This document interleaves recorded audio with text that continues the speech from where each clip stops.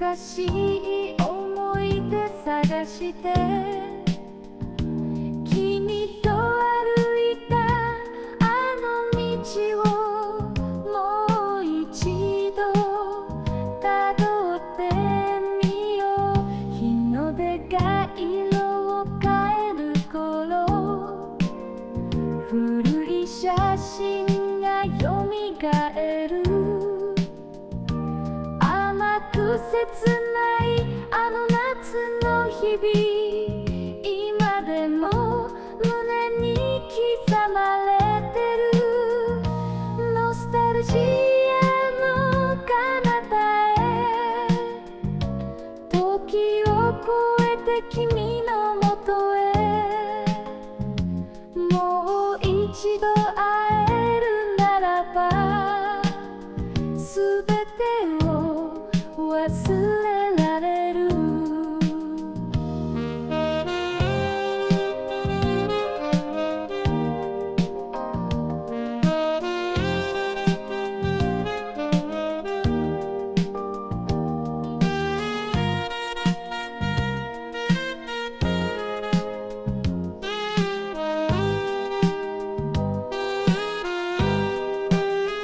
鐘の音が響く午後、忘れられないメロディー。子供の頃に戻れるなら、君と笑顔取り戻せる。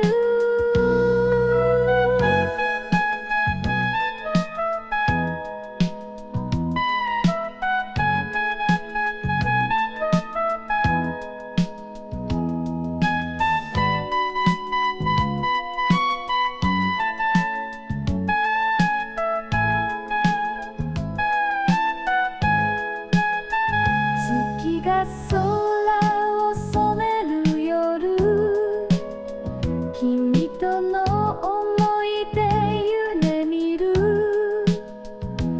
星の中に君の声、まだ心に響いてる。ノスタルジアの彼方へ、時を越えて君のもとへ、もう一度会えるならばすべてを忘れられる。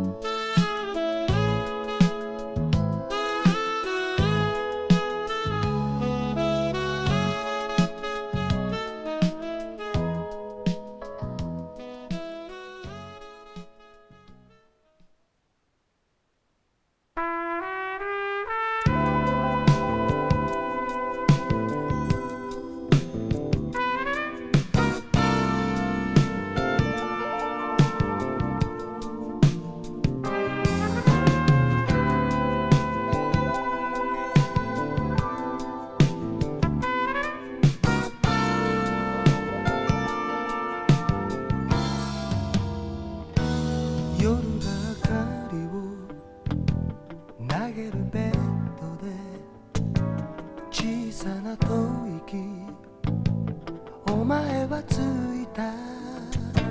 さっき出会ったバーのカウンター、同じ仕草で俺を見てたね。本当の恋はシネマの中で生きてる。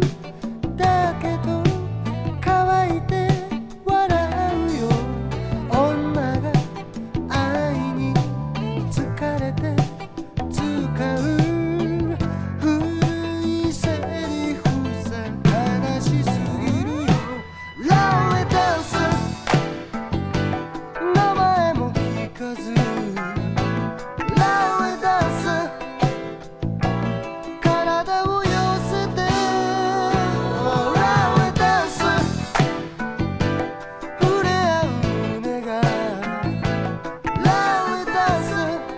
しむけれど冷たく泣くよ Hey woman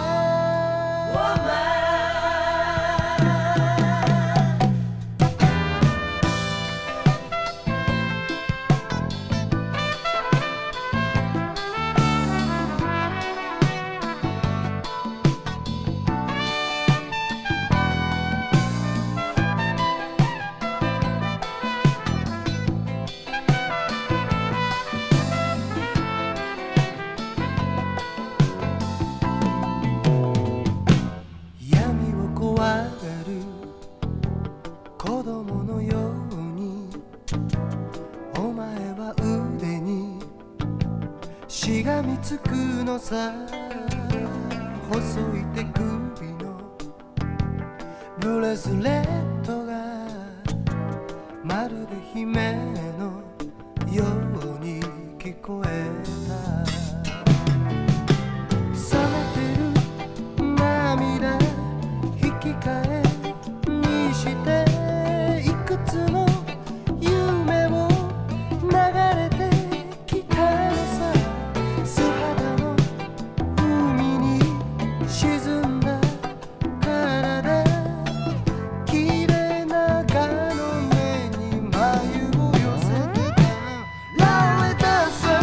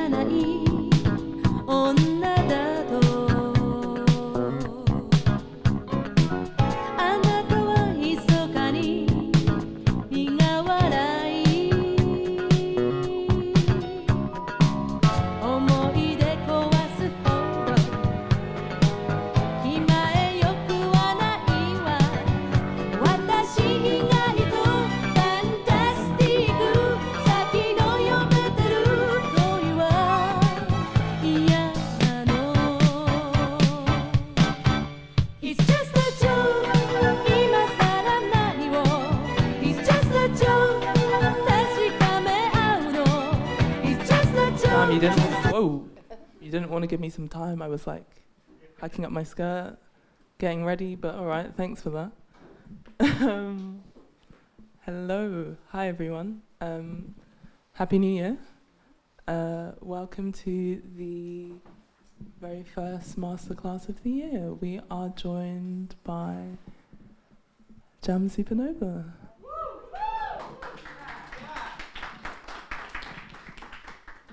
Sorry, you can see I'm still getting settled. I don't, you might need to... No, it should be on. Yeah. It should be on. Check. Oh. Yeah, okay. Hi, nice to meet you guys. Should we try that again? Okay. So, Happy New Year, guys. Thanks for coming to the first masterclass of the year. We are joined by Jamz Supernova. Yay. Thank you for having me. Happy New Year. All right, let's get started. Or are there any housekeeping that I need to tell everyone? I probably should have figured this out beforehand. Toilets are... Okay, maybe you don't use those ones, but... Wow, that's great timing. So we are going to kick things off. We're going to have a bit of a chat, and then we will end with a Q&A, and if you have any budding questions, you'll have the opportunity to ask them, and then you can go home. All right, thank you very much. So, yeah. For anyone who might be discovering you for the very first time, I just wanted to kind of ask, how would you describe what you do? Yeah, I just kind of run off a list of titles. Go So for it, I'm please. Jamz Supernova. It depends who I'm talking to. So sometimes I might start with DJ or I might start with broadcaster. It kind of depends what mood I'm in. But say if I'm feeling more official, then I would say I'm a broadcaster, I'm a DJ, I run a podcast, and I have got a record label. But essentially, like, yeah, music is the main vessel for how I express myself. Yeah, I like that. I think that's really beautiful. Music being the vessel. Yeah. Okay, nice. Thank you for that. That's right. And yeah, I kind of wanted to ask, out of all the different hats that you wear, which is the one that you are currently enjoying the most? That's a really good question because it is seasonal, and I think sometimes you're in one bag more than the other. And I think right now I'll probably say I'm in my radio bag at the moment, and I'm ideating and getting to explore and try out lots of different ideas. So radio is kind of at the forefront for me right now, and that's me trying out different things, thinking about how I want the year to look, and with it being quieter on the DJ side, really enjoying going in on a Saturday and being able to express myself for 2 hours in that way feels very sacred. So yeah, I'd probably say the radio side is what's the most exciting for me right now. Okay, nice. How would you say that changes throughout the year? Because obviously summer is festival season. Yeah. Yeah, how kind of would normally say that looks like over the rest of the year? Sorry, I know that's a... Yeah, no, that's how I do extra think of question. things. Yeah, no, not at all. You can throw them in, definitely. I think of things in sort of quarters and seasons and months, and I guess, like, yeah, beginning of the year, thinking about radio, laying down sort of ideas mostly, and then as you kind of move into March, you might think about getting back into the clubs, you know, and a testing ground before the festival season, and then summer. A festival season starts a lot earlier than it used to. I think before it was kind of like, you know, beginning of June, but now it could be, I think my first gigs are like mid-May for festivals this year. And then I'm in kind of festival season, and that is my main sort of focus up until September. And then September, you start to think about going back into the clubs, and then maybe my focus might be more on my podcast or thinking about planning for the next year, and then slowly back around to radio again. So yeah, I think that's a good thing to think about, is not all plates can spin at the same time, at the same pace. Sometimes something has to take a back seat a little bit. Nice, thank you for that. So, let's get into it. Before BBC, before Brit School, before Represent, before Club Jams, before Between the Lines, before any of it, you were just a baby. Yeah. So Once upon a time, I was a baby. Yeah. So yeah, I wanted to ask, what were your musical influences growing up, and do you see any linearity between those foundations and the sounds that you're drawn to now? Yeah, I mean, I grew up in South East London, and I think that it's such a multicultural environment. Even from a school age, you're in class with so many people of different cultures. You go onto your high street, the kind of food that you interact with, the music that you hear coming out of the cars. You know, my street now and then has always been a neighbour to the left from somewhere, a neighbour to the right from somewhere. So I think being around all of that all the time gave me a curiosity of musical cultures, and not being able to travel, I kind of always felt like I could travel through music, you know, because not always affordable to travel.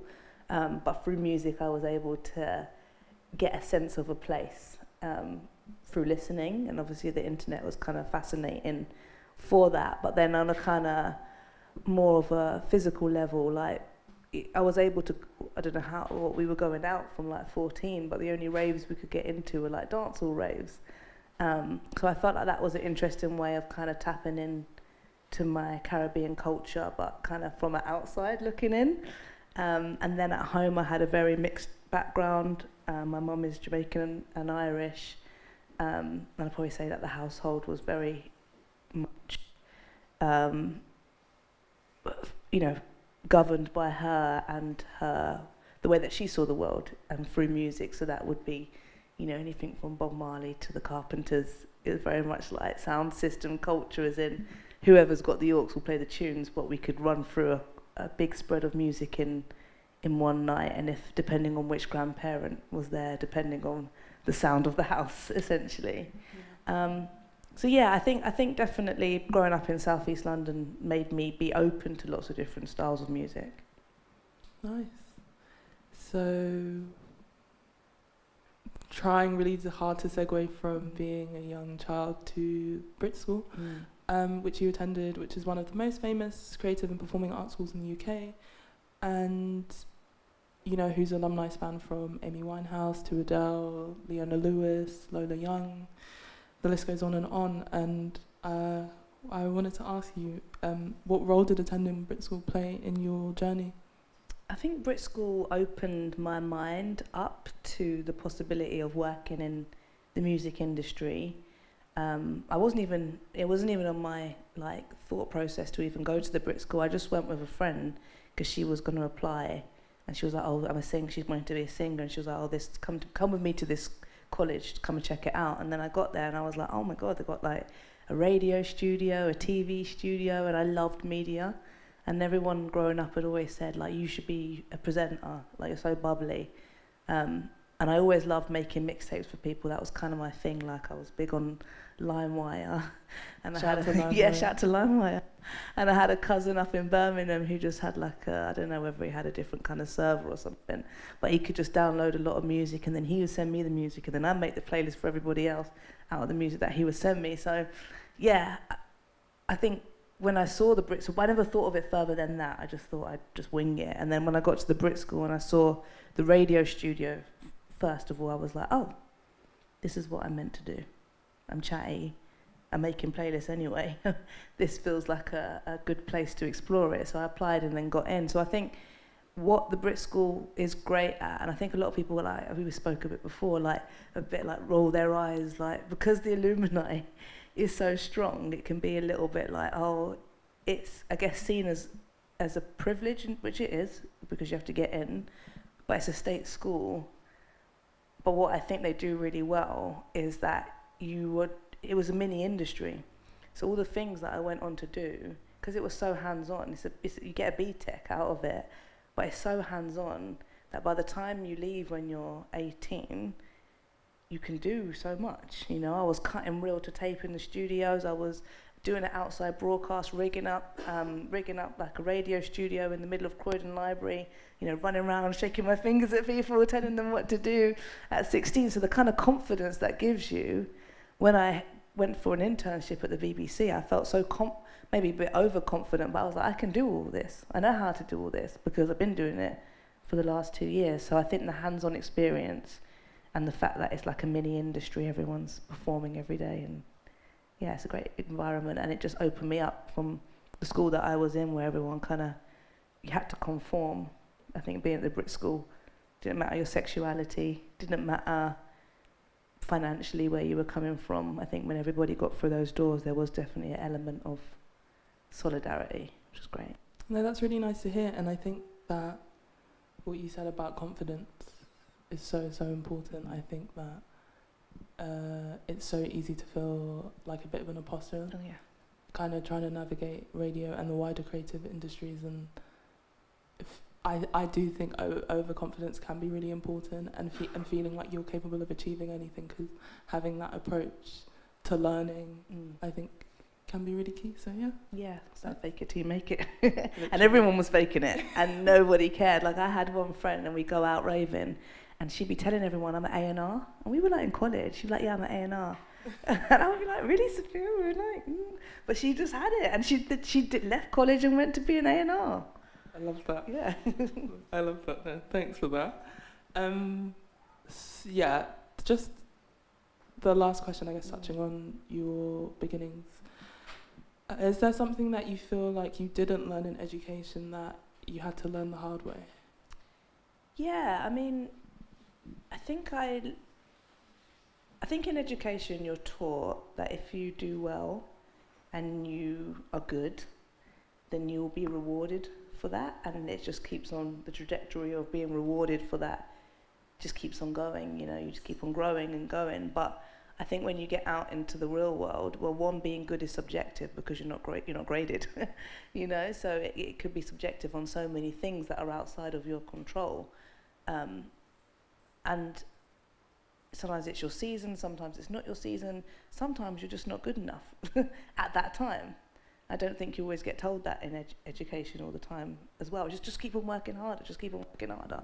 So I think once I got to the BBC, and I started there when I was 19, so I was pretty much outside of Brit School. I went from there to working as an intern, but I just assumed that if you were just good and you followed the rules, then you would get what you want very quickly, and I quickly learned that that's not really how it goes. So I had a plan that I would get to the BBC, I would get my radio show within a year, because they would see that I'm so talented, and then that would be me, and that would be my life set. I remember them, you know, they were like, okay, you think you've got what it takes, let's do a pilot then. And then I did a pilot after interning there for a year, and then they said, yeah, you're not good enough. And I think I hadn't had that in education before, because I just followed the rules and did what was asked of me all the time. And then to sit there and say you're not good enough, I was like, wow, okay, that's the real world, isn't it? How did it feel at the time? I was heartbroken. I was so sad, and I'd like dressed up and gone in, you know, thinking that like this was it, this is my moment. But it was the best thing that ever happened to me, because I wasn't good enough. I had no real world experience. I didn't really know what elements of radio that I didn't know who I was. So if I'd have got given that show at 19, 20, I wouldn't be sitting here today. And then it went on to take 5 years for me to get a show. And every year it would be like, first you're not good enough, then you're not good enough still, then you're getting good now, but people don't know who you are. Okay, you're getting good, but you're not what we're looking for right now. Okay, yeah, we're just sorry, the door's still closed. And then it was only when I kind of was looking the other way, just happy with what I was doing and creating and enjoying on a community level basis, was when they were like, here's your show. So yeah, but I think the knockbacks, I wouldn't be doing what I'm doing, I wouldn't be a specialist DJ. And I know the people that had gotten shows maybe ahead of me or a lot earlier in their career that aren't on radio anymore.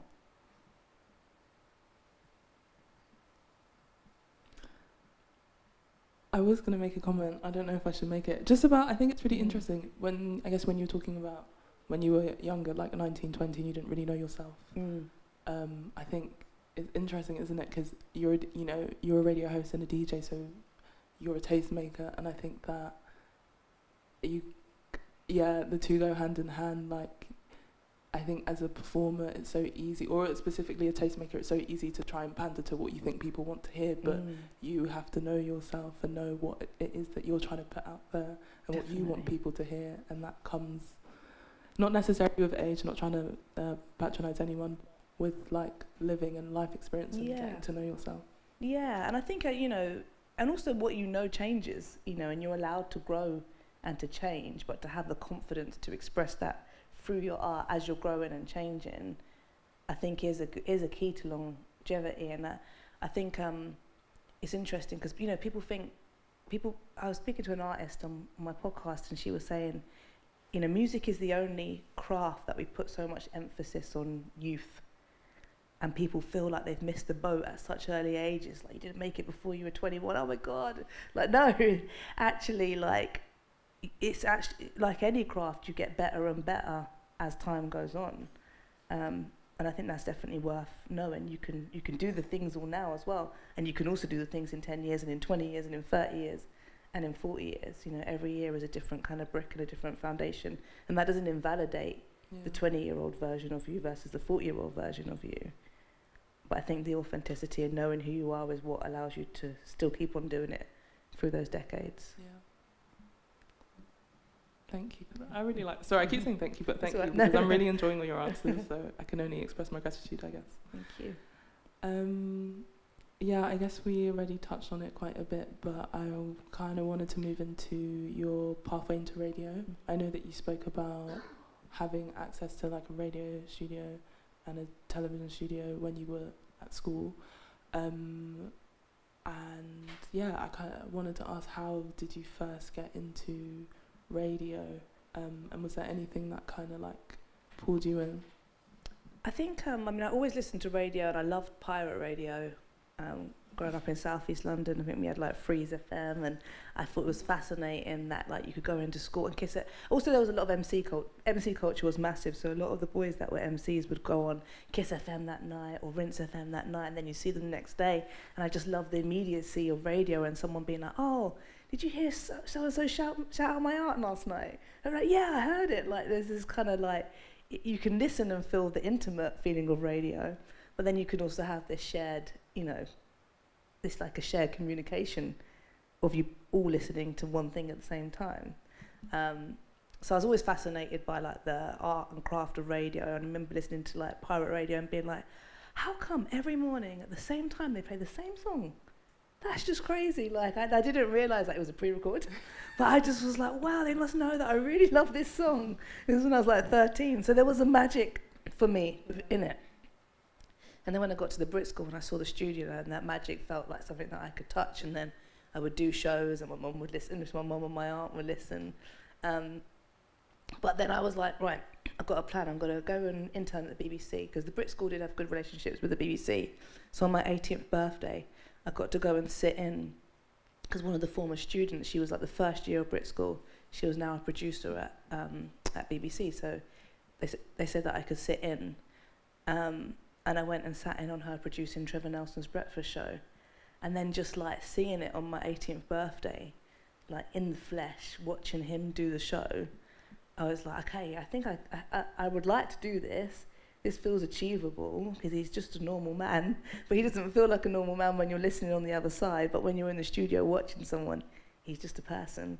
So it felt even more achievable. So I was like, right, I'm going to try and work here. I'm not going to go to uni, but I'm going to try and work here, because then if I think of this place as like my degree and my master's, then I'll hopefully get my show. So I applied for internship, like first time didn't get it, second time didn't get it, third time got an interview. And again, the building up of resilience and the building up of knowing your worth. I think by the third time I was like, come on guys, I think I'll take it now. And at the same time, I had a friend of mine that was like, oh, why don't you come to a station called Represent? I was doing a station in my local area, but it was like on something we call a restricted license, like a RSL. So you get a license for the summer or a period of time. And these guys in Sydenham in South East London had set up an RSL, but it was like in a computer shop. So you kind of go in, let yourself in, go downstairs, log in, you know, get online. And then I had a friend and he was like, why are you on this station with loads of old men? Come to Represent Radio, it's really cool. It was like for young people by young people, you know. So I started BBC at the same time as Represent. So I was sort of taking everything I was learning at my internship and then being able to explore that on air. And basically I was stealing all the music from Mr. Jam, and I'd burn my own CDs, take his music and then go and like basically copy him, essentially was what I was doing, but I had a place to do it. I think imitation is always actually a good place to start. Yeah. How else are you going to start? No, really and truly.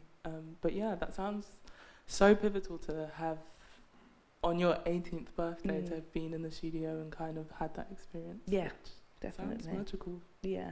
And it's interesting you said about like imitation being like a great way to start, because sometimes we think that if we're imitating, then we're doing something wrong. And they say in radio you have to find your own voice. So I remember when I did that first pilot, they were like, yeah, you haven't found your voice yet. And I was like, well, what do you mean I haven't found my voice yet? Because I'm trying to sound like how you guys sound. But it's like you have to find your voice, and then you have to get something called like air miles. And air miles is basically like just time on air. And it's like driving. It's like doing a driving lessons. You know, you need to do driving lessons before you can pass the test. But even when you pass the test, you still can't drive. You have to be on the road driving. And I think that's like radio. So then when it kind of clocked for me, I was like, okay, so I just need my 10,000 hours on radio in order to unlock that next step, and that was kind of represent for me. I'm so awful at segueing. I don't know how to do it. So if you've got any tips, let me know. Just hard in. Just go. Just go move. Okay, all right. Well, this didn't happen. Next question. So you finished school at the BBC, got your show and Represent. When and where does DJing come into it? So I always was interested in DJing, and but I thought that because I hadn't had access to it from a teenager, that it was just impossible to learn. And I don't know why. I was I don't know, if at 23, you can't teach an old dog new tricks, which is so silly because of course you can, And so I kind of used that as a way to procrastinate. I was like, maybe it's not for me. I'm never going to learn. I'm not that way inclined. And then I had a mentor at radio, and he had been on One Extra, and he had done the DJ circuit. And he was like, well, you keep saying you want to be a specialist broadcaster. People won't take you seriously if you can't DJ, because your specialism requires you to also be able to DJ. Mm-hmm. And then maybe that's old-fashioned. Maybe you don't need that anymore. But at that time, that's how he understood it. Yeah. So he was like, right, I'm going to give you lessons. And then he sold me his decks on a payment plan. So I paid him off in installments, and I got I think they were Pioneer 1000 Mark IIs. Yeah. And then another friend sold me her Serato box. She wasn't using it. And then I started practicing in my bedroom, the same songs for 6 months over and over, and slowly kind of built up. But I think it felt like a necessity as well. Once I kind of understood it as a necessity, then it kind of made it seem more open and appealing for me to learn. But I would say DJing is kind of lifelong. It's a lifelong skill, and I think that with radio is something that I feel like I innately know. I've innately learned radio. I understand it. I can look at it and, I get it. And I think there's always sometimes with DJing, I'm like, fucking hell. It always baffles me. But that's a good thing. It's a challenge. It's the one, I don't feel good at it.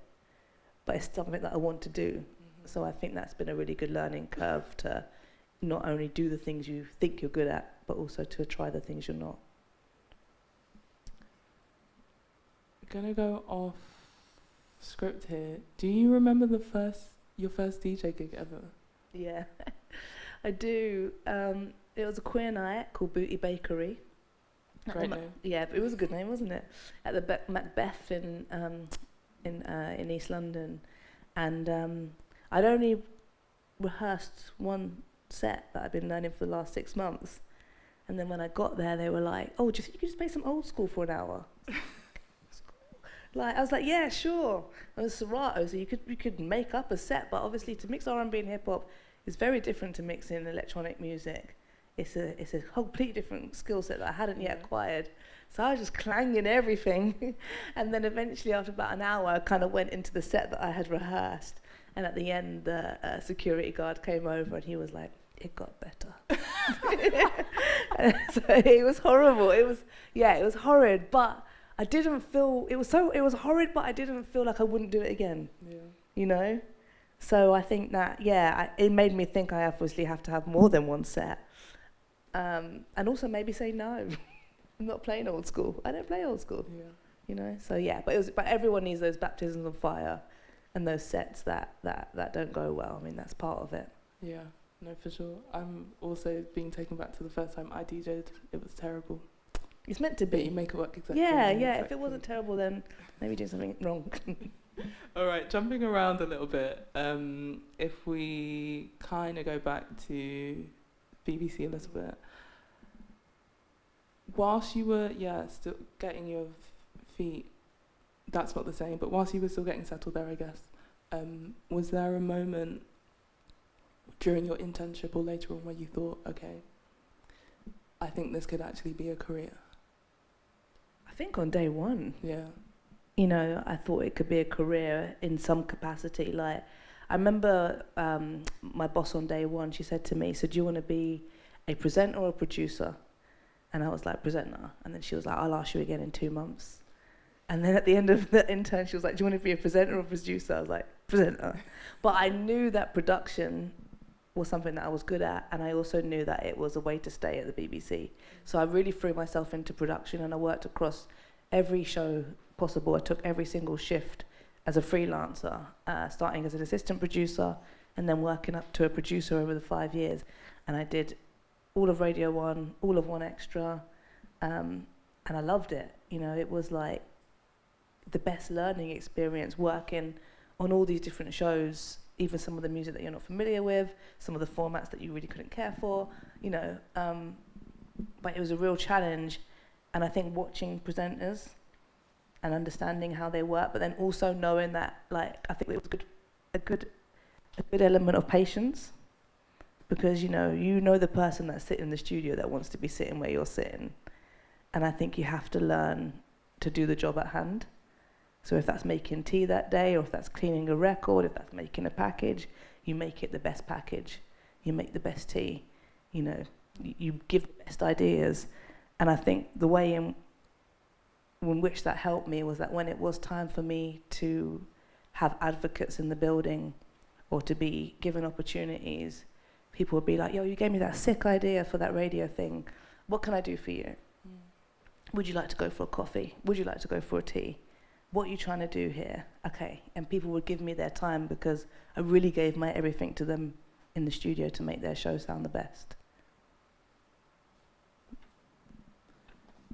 On the flip side of, I guess, having that moment,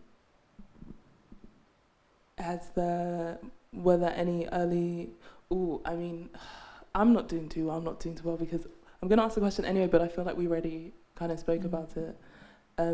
Were there any other early setbacks or rejections that kind of shaped how you approach things now? Yeah, I think all of the rejections that I got in those 5-year period of trying to go from producer to presenter, every time they sort of said no, well, the first time I was devastated, second time I was like, okay, so are you saying like no forever? Like it's never gonna happen? And he was like, no, because no one actually would say it's never gonna happen for you. It'd be a horrible thing to say. Yeah. I was like, okay, so what can I do to make sure it's not a no next year? Okay, so let's do the air miles. Let's find your voice. You know, let's think about what sort of presenter do you want to be? Like, do you want to be just daytime, which is like, you know, the daytime schedule and very entertainment driven, or is it more music that you're into? And I was like, well, actually, it's more music. So then you get a knockback and you're like, right, I'm going to focus myself on the music side. You get another knockback, I'm really going to like enhance the DJing. You get another knockback and you're like, yeah, okay, it's not just specialist music. You know, I found my calling, which was like a show that they didn't have, underground movement that they weren't covering, and that was the alternative R&B scene.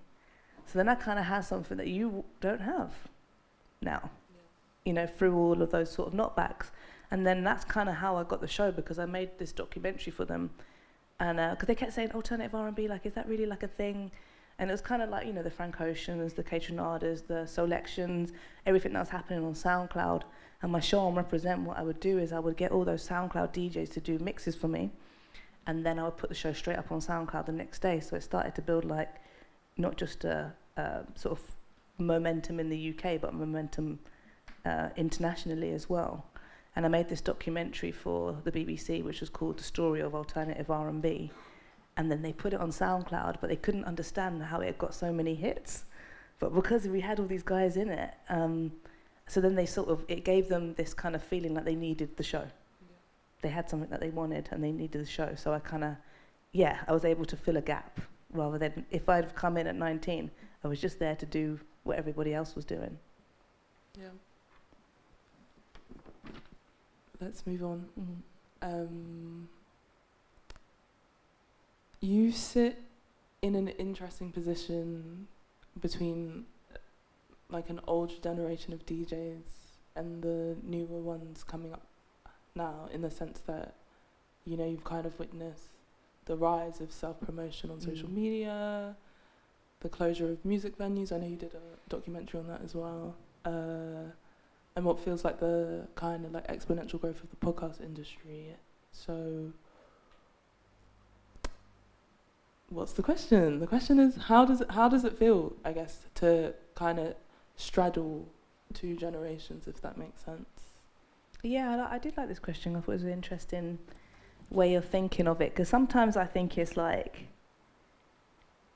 a blessing but also a curse. You know, because I look, you know, I was, when I was coming up, it was kind of like, this is the way it's done, and this is what you have to do to get it done, and this is the way it's always been. And I don't think that model works. You know, it doesn't. Yeah. So then on the other side, so you kind of have to unlearn a lot of things. And I think I've had to unlearn the individualism. At the time when I was coming up, it was very much individual, like I, this is my scene, my thing, I'm the tastemaker, and actually community is far more important than that, and collective growth is far more important than that. And then you kind of also, but then on the other side of it is like this idea of like self-promotion does require that. Look at me, look what I've done, look how cool I am, you know. I don't know, I find it a bit of a head fuck, to be honest, if I'm being honest, being in the middle of two generations. But I try and take from both of them.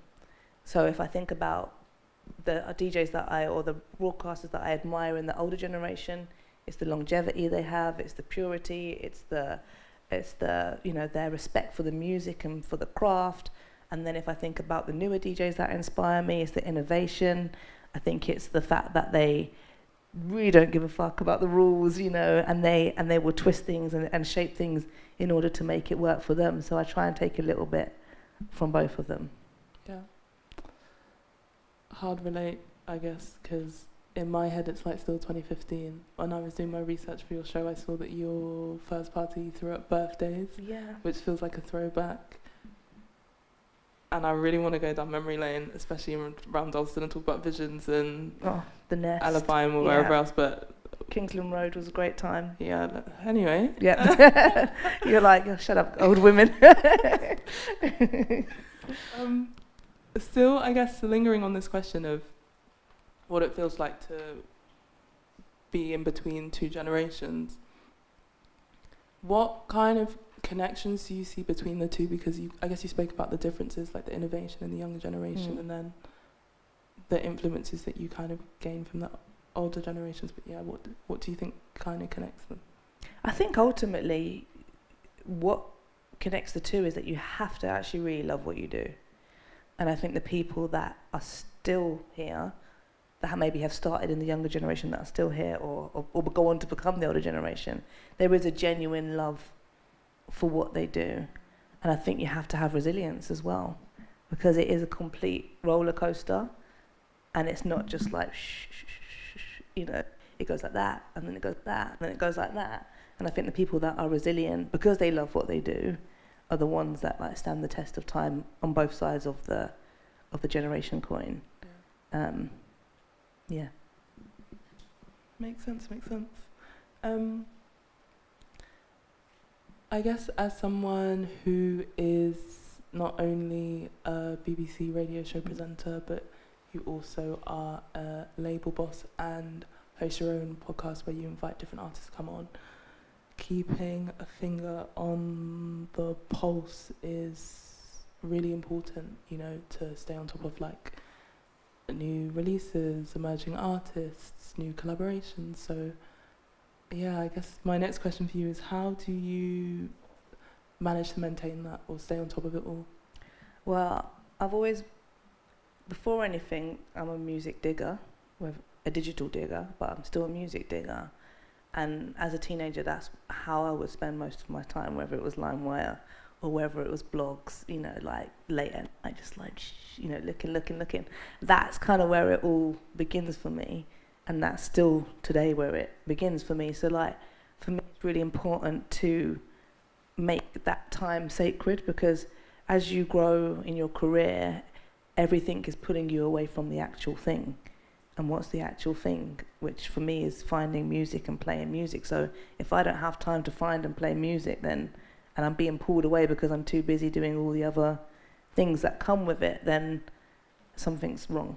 The equilibrium is off. So I make sure that I have a dedicated day for searching for music, finding music. My day's the Thursday, and I don't put nothing in the diary on a Thursday, and if I have to put it in, I have to make back up the time.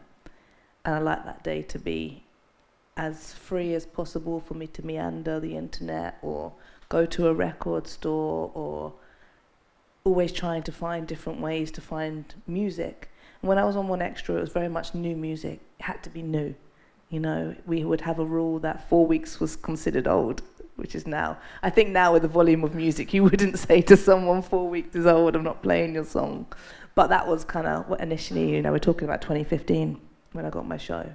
So 10 years ago, we would have said that. But when I started on Six Music, they were like, well, we know you're good at new music, but what about older music?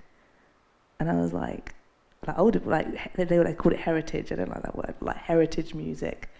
And then that kind of had to change my whole digging approach, because part of it, they did want me to play that older music, but you have to find a segue or a reason to play an old song, not just to play it, because, you know, what's the point? Yeah. So first, initially, I was just sort of being like, oh, here's a Shazam, I'll put that in the show, or this song samples this song, I'll put that in the show. And then actually, what happened over time is that my thirst for learning about older music became stronger than my desire to find new music. And I kind of made it a thing on the show. Like this, over the next couple of years, guys, I'm just going to be learning. And you may have been there the first time round, so maybe you already know it, or maybe you're coming on this journey with me. And I think the openness and the accessibility of sharing this new rave record that I had found, or this jungle record, or this, you know, or focusing the shows on different areas where I felt like my knowledge was a bit weaker, kind of really expanded how I understand new music now, you know. So I think, yeah, it's really important for me to always find music. It doesn't have to be new, doesn't have to be old, but giving myself the time and space to be indulgent and to read that article, or to read that Bandcamp blurb, or to let that track play in full is really important. And I love it. They're my favourite days of the week. I'm going to be a bit self-indulgent here, because I don't know about anyone else, but I get whiplash genuinely from like the rate at which new music is being churned out.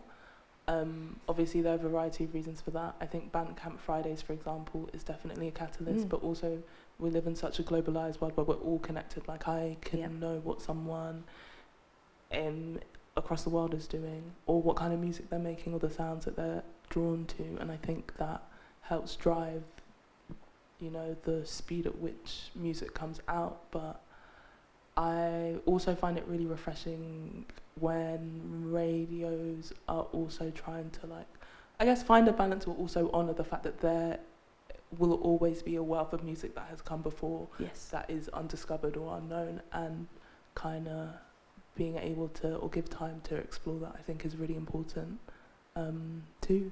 So yeah, it's a lot. I mean, if you think about the amount of tracks, like, sometimes I have to ask myself, and that's another thing, is like giving myself to ask myself, like, is this good or is it just new?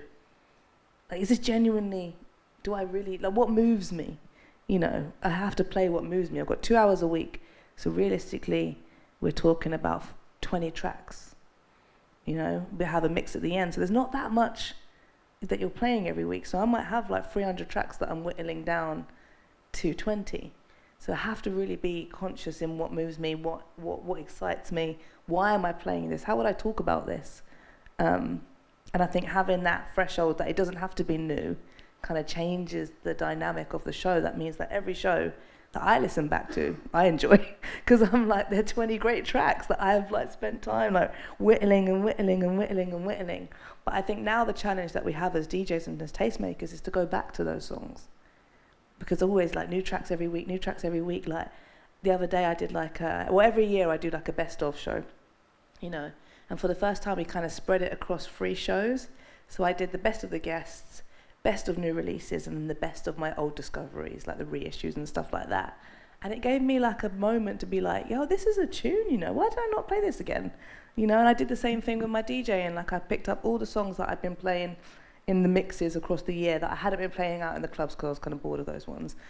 And then I just put the show on BPMs, so they'd be in the order of BPMs, and I just mixed like that for 3 weeks. And it was the most refreshing thing to go back and listen to music. And it made me think about what is good, where is music moving to, how is it sounding, what from that older time is coming through in this newer artist. You know, it is all cyclical. Like I was listening, you know, we always think that everything new is fresh, right? Like I remember hearing like Childish Gambino, Awaken My Love, and be like, oh my God, this is crazy. And then hearing Parliament, I was like, the fuck? It's the same thing, you know? Or like hearing Obong Jaya and being like, yeah, this is mad. And then hearing Fellow, you're like, oh, you know? So everything is cyclical, and I think you have to be able to move between, you know, both spaces of new and old to inform the future. So it's exciting. I have a DJ question for you. Well, not really a DJ question, but you was talking about like whittling down 300 tracks to 20. So I wanted to ask you, how big is your digital collection like right now? Oh, I don't even know, and I just put it all in the drive. Well, I have a method, but I'm altering that method. Okay. I don't think it's serving me anymore. Because I feel like I've just a bit of I have to buy everything, and if I don't buy it, I'm going to forget it, and then that's how I end up with the 300 songs, and then, you know, I might not go back to them. So I was like, right, maybe I'll start making an online playlist, and then the next day I'll come back with a fresh head, and then go through what do I actually want to buy. But I also think it's important, because it's so everything's so digital, we forget to save our music. You know, so if you lost your laptop tomorrow, where is it? So I always try and upload my stuff to the cloud or wherever, my Google Drive, and do it in dates or do it in shows, which is really handy for actually going back to stuff as well. So I was like, what was I playing in that show in 2024? Oh yeah, if I just search the date, then I can bring up all those tracks. So I kind of think like being organised is important. But yeah, the digital file, it just grows and grows, and I just buy more space. Fair enough. So yeah. So it's just a lot of tracks. Yeah, just a lot of tracks. Yeah. Okay, good to know. Moving on. One noticeable shift that we've kind of seen in the last decade when it comes to DJing is the cult of personality. So social capital is currency, and when it comes to social media, you know, your follower count can be a deciding factor in bagging an opportunity. Having an online presence is now non-negotiable for anyone who's trying to grow their audience, develop their sound, connect with like-minded artists. And this also maps onto musical artists as well. So I wanted to ask you, how do you navigate the necessity of using social media? Yeah, I mean, I think, because it's easy to shit on social media, isn't it? But we all also know that we use it and we need it, and it's a tool, right? I think it's how you use it. And it was interesting, you know, when I first got my show on 1Extra, or when I was kind of in the process of getting my show on 1Extra, I remember saying to my boss at the time, like, do I need this is when Twitter was kind of more sort of book building, and Instagram was more like a shared friend thing. You share pictures of you and your friends on a night out. Yeah. I miss those times. Yeah, and then he was like, I was like, do I need like a following on like Twitter or something? And he was like, no, I just need to know that you're a specialist in what you do. And like those days, obviously, long gone, those days. But yeah, I've always thought of it as a tool, how I use it, how I connect with people. I love the fact that I can talk to someone in Brazil, or I can let somebody, you know, wherever in the world know that I'm playing them, or I'm interested in them, or, you know, I can see into different global scenes, but nothing beats being on the ground. You know, the internet is just one door. But in terms of like building an online personality or brand, I think it's important that we think about it as a job. Maybe if you think about it as a job rather than as an extension of creativity, then you won't get so bogged down with it. So you make the art, right? You make the music, you make the album, you make the thing that you're making, and then the next job is how you're going to tell it online. And how you do that is very unique to every person. There are some people that are just loud with it, and they're great at it, and they just chat. And, you know, there are other people that are really considered. There are other people that takes them a little bit of time to find the way in which they want to talk to their audience. But I think it has to be very true to you, and for you to be able to sustain it, and for it not to harm your mental health, then you have to really put boundaries in place to know why you're doing it. Are you comfortable taking it this far or not this far, and can you continue doing it? So for me, I kind of ebb and flow. Like sometimes, you know, I've worked with like social media managers in the past, and I've really like accelerated. I've got to accelerate because I've got a lot of things to talk about. And then there's other times where I'm like, how is it that when I work with a social media manager or I employ someone to do my socials, actually the most reach I get is when I do it myself, and I just pull back a little bit and I just post what I want to post. So it's a bit of a weird balance, but I do want to share what I've done. So I was talking to a friend about it the other day.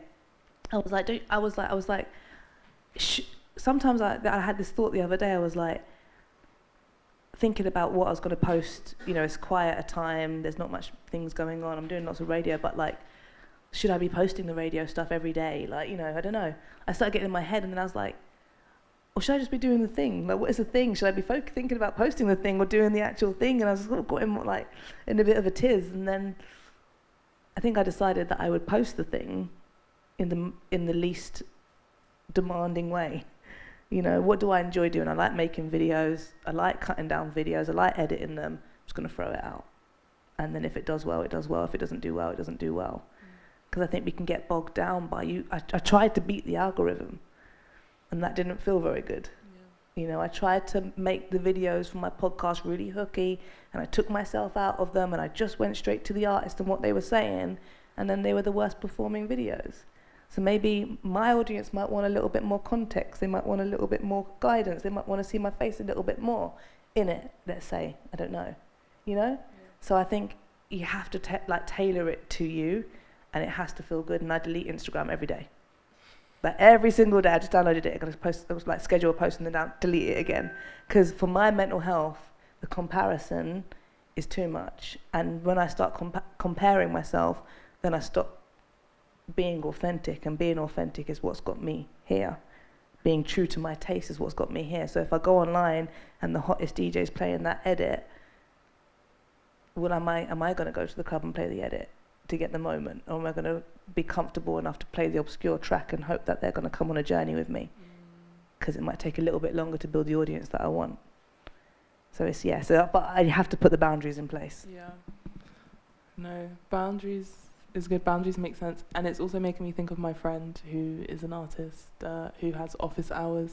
It's exactly what you're saying, treating it like work. It's a job. She literally has office hours, which I didn't understand before. I thought she was joking because she's a performance artist, so she says weird things all the time, but she was like, no, office hours. Yeah.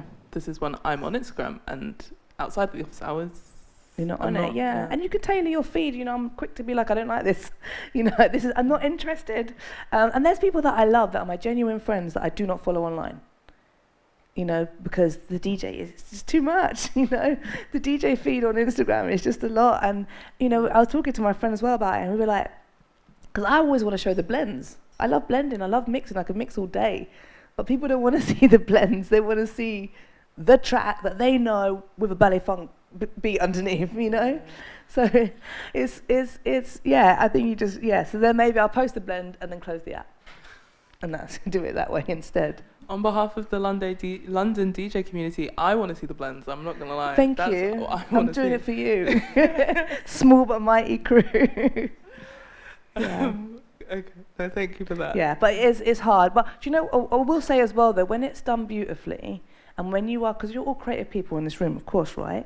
And when you work with a team, like I work with these guys on my residency, which I did, and I said to them, we're doing a residency, it's called Jamz Supernova Dance Around the World. Every single club night we're going to a different place or region in the world, Africa, South America, Caribbean, and then everything everywhere all at once. And I worked with these really amazing creative people, and we just told a story.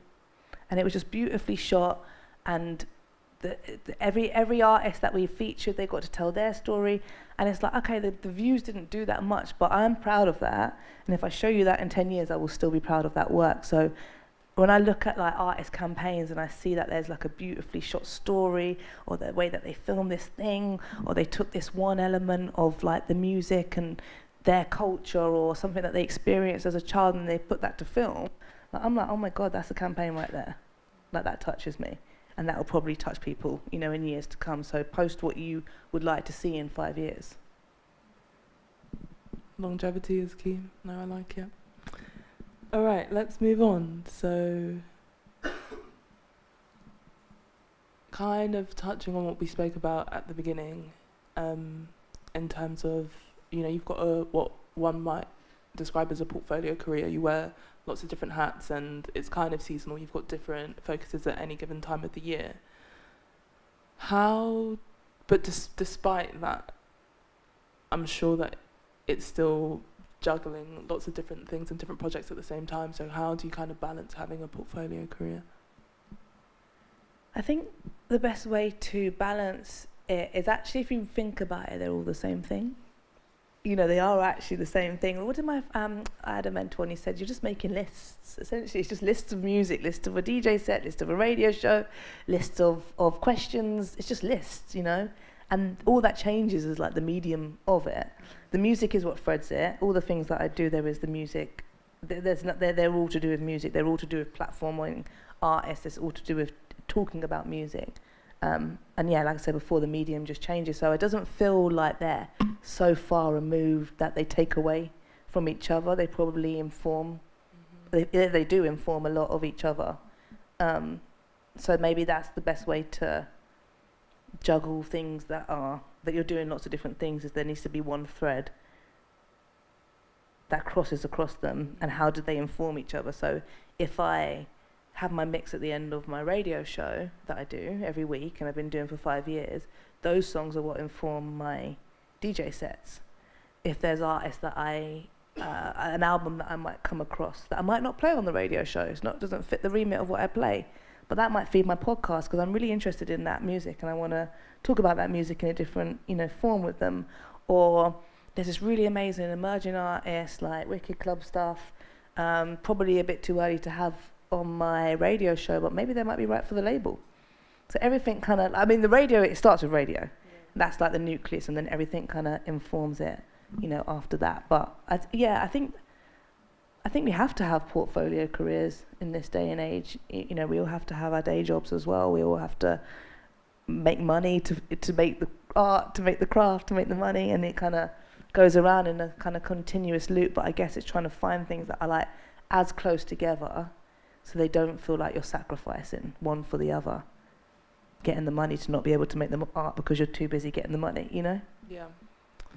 So I guess, as you've described, there's a lot of overlap between kind of all the different projects and jobs that you do. And then I can imagine, whilst within finding balance within that, there's still must be really time consuming. And so within what I can only imagine is an extremely busy schedule, how do you how do you stay motivated? Like, what is it that drives you? There was a period of time where I was working 7 days a week, always working 7 days a week, and always having multiple different jobs and doing the same thing, but I might do radio for this person, do radio for that person, do radio for that person. And I think at one point I was doing like 3 radio shows a week for different, one for One Extra, one for Six Music, one for the British Council, and I was A&R in at RCA, so going in once a week and working with their labels team and running my own label and DJing and having a new baby. And I just felt like actually something's not quite connecting here, because actually if I break down everything that I'm doing, bar my shows on the BBC, everything is for everybody else. But bar the shows on my BBC and my label, everything is for everybody else. And giving all my time and all my energy for everybody else's endeavours or their pursuits.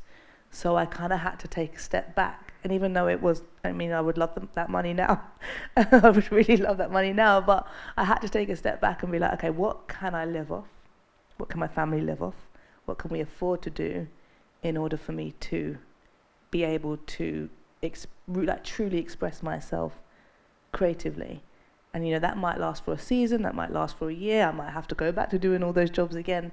I don't know. But I really just wanted to own my own time and own the way in which I express myself. I wouldn't have been able to start a podcast if I didn't let go of all those things. So So I guess I don't know where I'm really going with this, to be honest. Okay. But yeah, I guess it swings and roundabouts, I guess, is what I'm saying. Sometimes you'll never have to work as hard as you were working the other day. Other times you might want to work that hard. But I think autonomy, and especially as creative people, having autonomy is really important, and getting to a place where we have the autonomy to express it. And it's funny, like the other day I was like, everybody in as an artist is struggling financially in some capacity, and capitalism is even, or late capitalism, whatever you want to call it, has expanded the gap. There's even like people that are like the 1%ers that are like coining it, and then there's people that you're like, you're doing really well, and they're like, yeah, I'm broke. So yeah, it's all perception as well. I think there's a lot of things that you don't see behind the scenes. So like, yeah, I remember saying, I said to my boss was like, Jamila, if you want more money, do more radio. And I was like, I don't want to do more radio. Like, I love my Saturday show. I love the time that I get to do it. I love being able to DJ. I love doing the podcast, And then if I did 5 days a week, like, would that make me happy? And I think I had to have a real, like, deep conversation with myself, like, would that make me happy? In the short term, it would bring me financial gain, yes. But in the long term, would it keep my love of radio alive? And I don't think it would. So you have to make hard decisions sometimes as an artist in order to, be financially free and mentally free eventually. Yeah. Something that you, I guess not me, but you've kind of touched on throughout this chat is the theme of like longevity and sustainability within like your career. And I guess my next question definitely stems from that, and kind of speaks to the fact that unfortunately in like music and the wider creative industries, things like burnout and fatigue do happen. And so my next question to you is kind of like, how have you, or what has been integral to the longevity of your career? Yeah, I mean there's so many different factors, isn't there? And again, I think there's also there's so many different factors, I would say, but I try and have like the principles of basics down, which is sleeping, eating, and moving. And if those principles are being met, then everything else is a lot easier. So yes, I might have weekends where I don't sleep much, but please know in the week that I'm sleeping 8 hours a night. I try and eat as well as I can. Again, yes, on the weekend when you're stopping off at petrol stations or touring and stuff, it's not always possible, but if I can get back to that in the week, then that's going to kind of keep me, keep me alive, essentially. And then movement, I try and move for 30 minutes, every day, in some regard, whether that's a long walk or whether that's going to the gym. And even I'm pregnant, but I'm still doing the 30 minutes, even if it's slow as hell, like on the just running machine, just like taking tiny steps, but we're going to do it. And I know that that's, for me, helps with my mental, not just like obviously how I physically feel in myself, but like my mental. So if I can meet those principles, then I feel like I can do anything. Everything else feels a bit more manageable. Over time and with age, I've learned like getting up earlier has helped. I used to be like a real night owl, and me and my partner, he's a music producer and studio engineer, so we would happily work till like 2 a.m, 3 a.m, then not wake up till 10 a.m. the next day, and then not be out of the house till midday, and that can't really work anymore. So I found that me getting up like an hour before everybody gives me a bit of mental, headspace to be able to take back the control of the day and feel like I'm in control before it's in control of me. And then I think it's a bit woo-woo, but like the wellness area of like gratitude, like I genuinely think that you will never be happy where you get to if you're not happy where you are now. And I really wish that I had, in those 5 years that I was trying to get on One Extra, and I learned it the hard way, but in those 5 years I was so focused on like getting that show and getting like to the top of the mountain, well, what I perceived was the top of the mountain, that it would make me depressed, or it would like give me anxiety. And then I wasn't being present in the things that was actually happening, the good things that were happening, the opportunities that were coming, the shows that I was working on. And once I started to just like focus on what was in front of me and putting my feet one foot in front of the other and enjoying the day and enjoying the fact that I get to work in radio, full stop, let alone have your own show, just get to work in radio, or I get to DJ for this person, or get to do these things, like that shift in mindset was then when that door opened to me. And then the funniest thing is when I got my show on 1Xtra, I was depressed. Because I was like, now what? I spent my whole 18 to 25, 24 trying to get this one thing. And I didn't think what happened after. I didn't think about it. And I think then I just kind of like, just hit a bit of a depression because I didn't really know what to focus on anymore. Yeah, I had the show, I could focus on that, but it was one day a week, you know, like. So I think, yeah, it's interesting that I just think you have to be present. You have to enjoy every moment. You have to enjoy the journey that you're on, the days that you're here. You're never going to get this chance again. You're never going to get the chance for it to be the first time you did this, the first time you went on stage, the first time you sold a record. You know, these are important milestones, and I think it's important to be present and aware of them. And it's even now, like today, I think like, I'm so grateful to go on every day, on that show, sorry, that Saturday show. Like, I'm so grateful. I'm so grateful to go out and play. I get paid to press play on a DJ set. So it might be a shit set sometimes, you know, but I'm grateful to be there, you know, and to live my life through loving music. That's a joy. And if you found a passion, which you guys are here and you have found a passion, I think that's half the battle in life in general. So you've got to cherish it and enjoy it. Sorry, I got a bit like, but yeah. It was a great answer, I think. I mean, this interview isn't for me, so I should probably be looking to the audience, but I hope you guys enjoyed that. Yeah. I wasn't expecting that answer. I don't know what I was expecting, but yeah, happiness, gratitude, mindfulness, looking after yourself. Yeah. It's not all rock and roll, you know. I mean, it can be, but you won't last long. I completely agree with that. Yeah, no, thank you. Yeah. Where do you see yourself in 10 years' time? That question stumped me, like the 10 years time one, because I don't know, man. I don't know. 5 years? 5 years is a bit more achievable. Okay, yeah, let's do 5 years. 5 years. Do you know what? I genuinely love what I'm doing every day right now. And I think if I can find a way to sustain that for the next 5 years, I would be happy. I would love to be a little bit more compensated for what I do, as we all would, you know, make a little bit more money, but I don't need too much, you know, you don't need too much, but like a little bit to keep on doing the thing. But essentially is expressing myself. Like I'd love to make, you know, like radio, I'm really happy doing my Saturday show. I'd love to just continue that, and I'll just ride that one till the wheels fall off. DJing again, you know, DJing is always a bit of a, like, it's a bit of a, I always find it like a bit of a battle, because you get put in boxes and you've got to fight out the box, and then, you know, you have your good seasons and you have your quieter seasons. So it's always like thinking about the ways to reinvent DJing for me to keep it exciting, but also to not be put in a box. Like, do I want to just do a run of family festivals? No. You know, do I want to just play like, you know, I don't know, like, I don't want to just do one thing.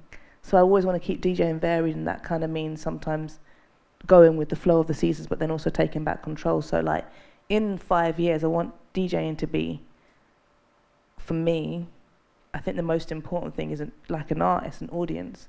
If you're beholden to promoters booking you all the time based on what they think is cool or based on what they think is new, and there's always going to be the new thing and there's always going to be the next thing, I want to build an audience.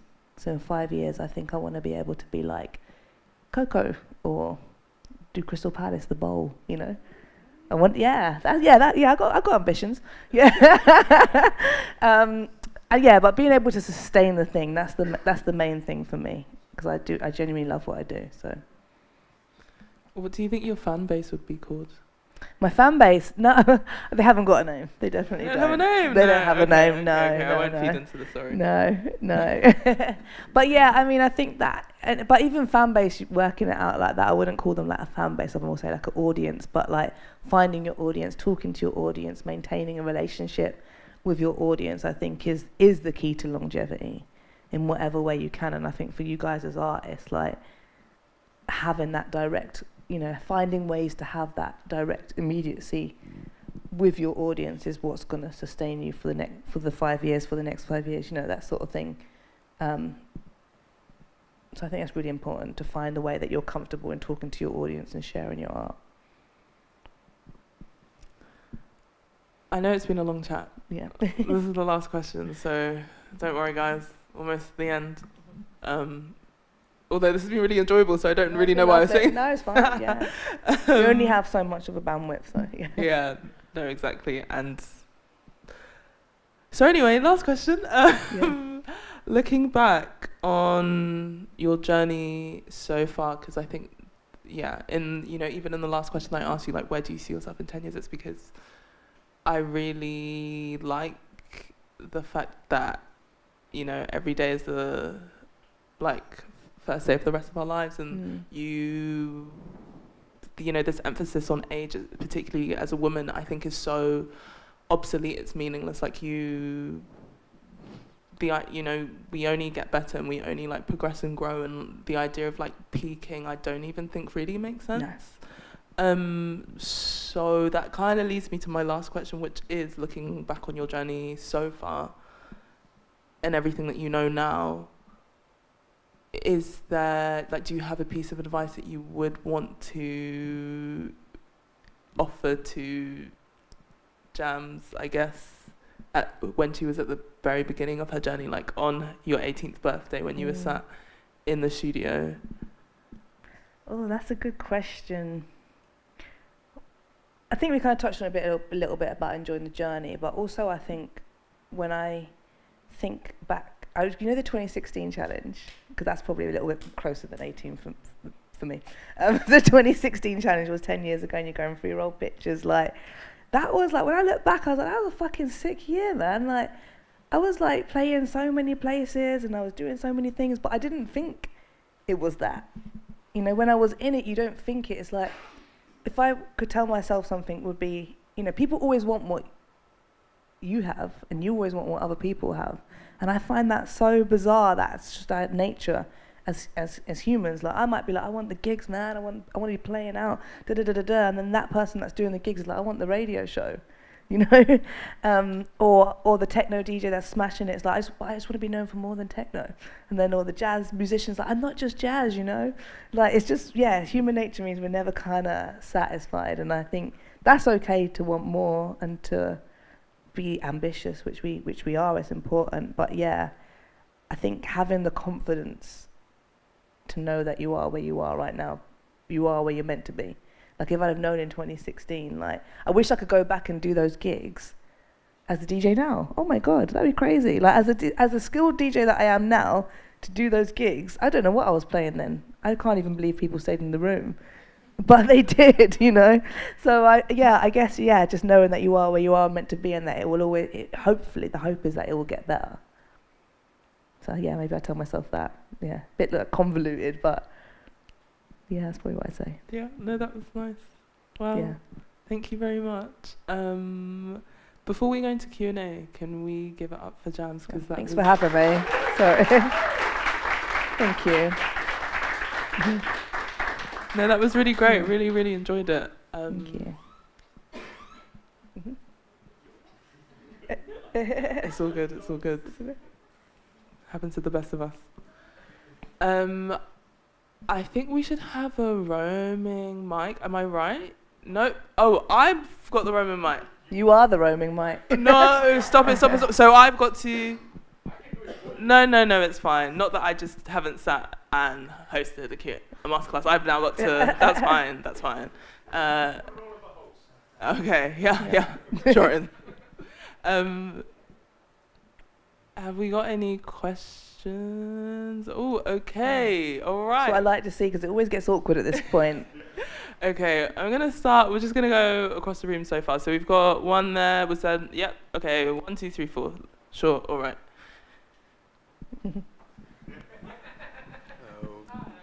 Hi. All right. Okay. Yeah.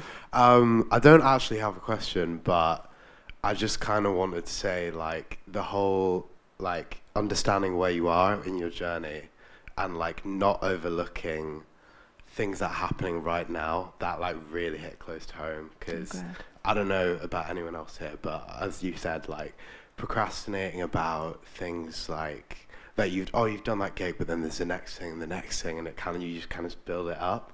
And for me, like Radio 6 always like massively inspired me. Like it got me into listening to international music before I like never really knew about it. And I used to work in the kitchen and listen to your show on like Saturdays.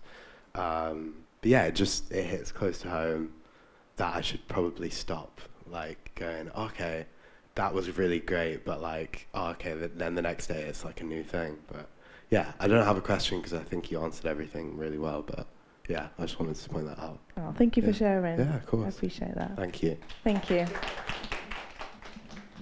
Next question. Hi, I'm Stanley. So I make alternative R&B music, and I produce and I sing, but I think I have trouble sticking to like one sound, because in alternative R&B there's like so many different ways you could approach it. Like you could do the old school way, I don't know, maybe even something Kate Renata sounding or anything. And a lot of people have told me like, oh, if you want to like grow as an artist, then you've got to stick to one sound and make it your own. But what I love doing is just experimenting and making what I hope to be hit songs, but it doesn't necessarily, it's not always one specific sound in alternative R&B. So like, what is your take on like kind of not changing the genre, but like kind of just changing the style of your songs? Like maybe I'll release an old school 90s R&B track and then something more housey, but it still has quite a strong R&B, you know. Do you think it's wise to like stay in because I don't like staying in a box. I just love making music. That's what I love, just being in the studio away from everyone and making music. What is your take on that? Do you think I should just stick to one sound, or? Yeah, no, I think that's a really good question. I think it depends what you want. Like, do you want the success now? No. Or do you happy to have it later? Because I feel like when yeah. you are a bit broader, or you like to explore lots of different things, it takes longer. Yeah. Like if I was said I'm a house DJ today, there's a very clear path of what it takes to be a house DJ, where to play, where to go, what to do. It's kind of set out, right? But if you say I'm an open format DJ, it takes longer. And I think it's the same for musicians. Like, it takes longer when you are experimenting with lots of different sounds, but ultimately you'll find a fan base that is down, or an audience that is down to enjoy whatever you put out, because you've already set the precedence. Yeah. Whereas if you I feel like if you was to narrow it down and be like, well, okay, this formula kind of works and I'm going to just keep on churning it out, then you've already said what you really enjoy and what you really love, and then it's like you're trying to please other people instead of please, and then if it doesn't work, then you feel even worse about yourself. Yeah, exactly. So I think knowing that it might take longer and being okay with that, and also, to be honest, like, the more you experiment, you are going to come up at some point, everything's going to combine in one, and it will just be the Stanley sound, and it will sound just like you with all those influences. So I would just say keep on experimenting and keep on exploring, and don't be afraid to put it out, and for people to be like, oh, but you put out a 90s song last week and now a house song this week. I think people are a lot more forgiving than that. They should be, right? Or they're not the right audience for you then. No, you're right. Thank you so much. Like, so really keep helpful. on. I've got one more quick question. You said you did a documentary on alternative R&B. Was that like a visual documentary, or was it like a radio? It was audio. It was called The Story of Future R&B. Would I be able to find it anywhere? It must be on SoundCloud somewhere. I'll try and dig it out if not. Okay. Send it to Eduardo or something. It must exist somewhere. Okay. If not, that's fine. But I was just wondering, because I really like the genre. But I think it will be on SoundCloud somewhere. I can't imagine they would have taken it down, but yeah, it should be. Okay, that's fine. Thank you very much. No worries. Thank you. There were two questions here. Okay. Hi, hello, I'm Devin. I'm gonna keep my question like short, as everyone want to go home. Yeah, but actually, I really want to know, when you decide to like back artists, what make you really to like commit, not just like tasting the water or anything? Because I'm releasing my album soon, And I really want to know, as a label head, what you're thinking about, like what kind of artist that you're looking for, then you see the potential, like we can work together. And stuff like that. That's a good question on the label side, because it's probably a little bit, it's changed over the years, you know, like, say the radio is more immediate, it's more feeling, it's like, I love this, I'm going to play it, I like this artist, I'm going to play it, or, you know, I think from the label side, I used to have that thinking, and then the like commercialization of the business side is harder to just like something.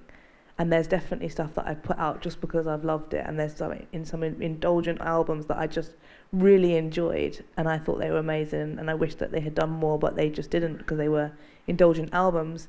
But I think now I've put my label on pause at the moment whilst I kind of reassess the industry and how to release music in this sort of fast-paced era, and even Bandcamp has changed, you know. Bandcamp in 2020 is very different to Bandcamp, you know, now. But I would probably be looking, obviously the music first, of course, the music, you know, I think that the music has to be what I perceive as good or enjoyable or, you know, interesting or have a story. I would also, as a label head, with that hat on, I would be looking at how you can tell that story, and you having a clear vision on telling that story, and being able to, and for us then to collaborate on how we execute telling that story together. That's kind of what I'd be looking for now as a label head, and what I would need is a really hungry artist that is willing to make the music, and then in whatever way you are comfortable, shout about the music. You know, I'm not saying it has to be a TikTok, that's not for everybody, but let's find the way that you can, and that you can do it consistently throughout the period of an album campaign, because an album campaign is a long campaign, you know, it's tiring. And when you get tired, are you still going to show up? That's kind of what I would be looking for as a label head. Also, I think what I think is really important as an artist now is finding the space to perform live. We had this artist on my label, not last year, the year before, and she was like emerging artist, and I kind of I bet I had some the label, I had some savings in the label, and I kind of went solo, and I bet my money on her, and I don't regret it in the slightest. I don't know, we'll get it back, who knows, maybe never. But it is what it is. I love the project. But one thing I noticed, one, she could tell a story. The music was great, the visuals, she had incredible eye for visuals and telling that story. So those visuals will live there forever now. You know, you go on the YouTube, they're there, they look great. They'll always, someone will always come across it or will use it as a reference. But one thing I noticed was that she was really hot on the live circuit, and every time she performed, because we weren't getting like editorial support on Spotify or anything like that, but every time she did a show, it would jump. The numbers would just jump, the data would just jump. And I think that's what, when I was reminded, like obviously when it was COVID, we just thought that online was all you needed. And I think like physical spaces to perform your music and build a fan base is also as important. And if you can combine the two, then you're onto like a winning formula there. So I think as well, like trying to find the places to perform the album, you know, or they open, I don't know whether it's like putting on your own show, the open mic nights, you know, going to different cities, like put as much effort into performing as you do producing and creating. It's important. Thank you so much. It really like helped a lot. Yeah. Thank you so much. Okay. Hi, I'm Manny. So my question sort of was in regards to DJing. How sort of, I know you touched on sort of finding your voice, but how did you do that? Because I've got a sort of small internet radio show, and I just struggle to talk ever, essentially. Like the mixing side's all right, but sort of finding things to talk about, I guess, and finding your own voice and things like that. Yeah. I mean, it takes time, and I don't think we're meant to be like, you know, straight off the bat, these like, you know, not everybody straight off the bat like these incredible talkers. Like if I listen back to like some of those first early shows, you know, my voice is shaking, or I'm just, you know, over fluffing or saying too much, or I would perform like, you know, I'm on the radio and I'm talking like this, or in a heightened way, like not being yourself. But I would find moments in the mix. Do you do the mix live? And then doing the links? Yeah, so essentially way it works is I pre-record them and then send it to Dino, who runs the radio, and then he puts them up essentially. Well, I would probably start off by maybe, but do you do the mix and whilst you're talking? So would you dip the track and then be like da da da da da? Yeah. Okay, so maybe if you're sending the show all as one, maybe for the first bit to kind of find your voice, maybe record the mix and then record your links separately. And then you can have a few goes at like what sounds best, what do you enjoy saying, is there room to talk a little bit more here, maybe it's about pulling back here, and then edit the links over the music. That kind of takes the pressure off of it. Maybe you could script some of your links to begin with and just like literally write them out. Like sometimes I used to write it out, and so I've written it out. I don't do it anymore, but like I would write out what I was going to say. So then once I've written it, I kind of know it. And then over time, you go from writing out the links to just bullet points, and then from bullet points to kind of just knowing what you want to say. But essentially, you picked the music, right? So what do you want to say about the music? Who is the artist? Why do you like the track? What station you're on? They're the kind of three simple things. What's coming up next, And I think kind of having those markers within the show, having those scripted points will make it feel a lot less daunting. And then sometimes you can do something like, I used to have like a yellow sticky post and then just draw one stick person. And I would just talk to that person. Like if you watch my radio show, like if you watch my like interviews, I'm very eye contact. So if I'm talking to you, I'm talking to you. And on radio, even when I'm doing radio, I'm looking at my producer because I need something on the other side to make it feel real. And obviously you don't always get that when you're starting out and it's just you in your bedroom or you in a studio on your own. So if you kind of draw a stick person or bring in a picture of a friend and like look at that person when you're talking. So I think those are the sort of things I would say. But yeah, don't beat yourself up, because knowing how I sounded and knowing how I sound are two very different things. And you always get better. And listen back to your show as well. Listen back and get comfortable with how your voice sounds, comfortable how you sound excited, comfortable how you sound when you're tired, and just like kind of know your voice inside out. That's about finding your voice, is knowing your voice. So for me, the kind of style of broadcasting that I like is the most natural. It's the people that sound the same way they sound on air to off air. And I loved it with Trevor Nelson and like DJ Target and people like that. They put the mic up and they put the mic down. They sound exactly the same. So they weren't like kind of performing or acting in a particular way. So that's the kind of style that I've tried to hone. But in order to do that, you have to be very, very comfortable with you and the jokes that you might make, or the things that you might find humorous, or the nerdy thing that you might be interested in. Be comfortable in sharing that. But yeah, listen back and script it and then bullet point it. Thank you. Yeah, cool.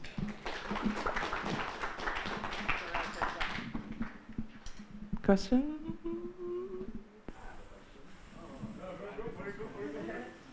That can wait. I have a question. Well, you didn't have a roaming. You're making me do the job, so my rules, baby, my rules.